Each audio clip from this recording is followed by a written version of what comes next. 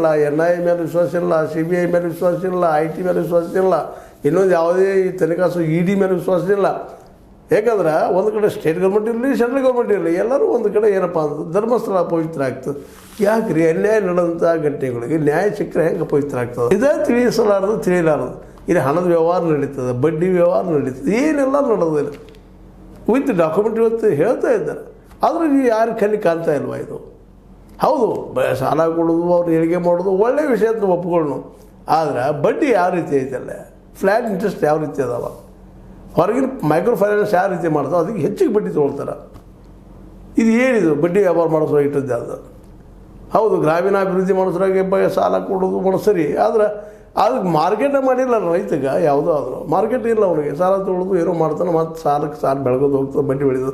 ಎಷ್ಟೋ ಮಂದಿ ಇವತ್ತು ಆ ಸಾಲ ತೊಗೊಂಡವರು ಅಲ್ಲ ಒಟ್ಟು ಈ ಮೈಕ್ರೋ ಫೈನಾನ್ಸ್ ಆಯ್ತು, ಇನ್ನುಳಿದ ಕಡೆ ಆಯಿತು, ಸಾಲ ತೊಗೊಂಡವರು ನಿಧಾನಕ್ಕೆ ಈ ಸಾಲಕ್ಕೆ ಬಲಿಯಾಗಿ ತಿರ್ಕೊಳ್ತಾ ಇದ್ದಾರೆ, ಆತ್ಮಹತ್ಯೆ ಮಾಡ್ಕೊಳ್ತಾ ಇದ್ದಾರೆ. ಅವು ಘಟನೆಗಳು ನಡೀತಾ ಇದ್ದಾವೆ. ಅದರಲ್ಲಿ ಇದರ ಹೆಸರು ಬಂದು ಮುಚ್ಚೂರಿಗೆ ಬರ್ತಾಯಿದೆ. ಈ ಎಲ್ಲ ಘಟನೆಗಳ ಬಗ್ಗೆ ತನಿಖೆ ಆಗ್ಬೇಕಲ್ರಿ. ಇವು ಧರ್ಮೀಯ ಕೆಲಸನ ಇವೆಲ್ಲನೂ.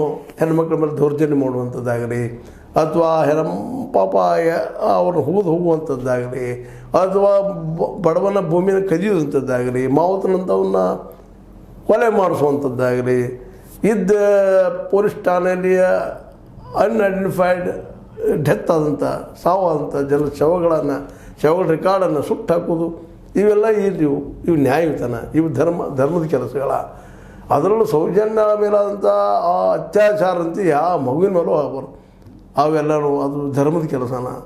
ಯಾಕೆ ಇದನ್ನು ಮಾತಾಡ್ತಿದ್ದಾರೆ BJPಗರು? ಸ್ವತಂತ್ರವಾದ ಮೀಡಿಯಾಗೆ ಬೇಕಾಗಿರುವುದು ಸ್ವತಂತ್ರ ಧ್ವನಿ.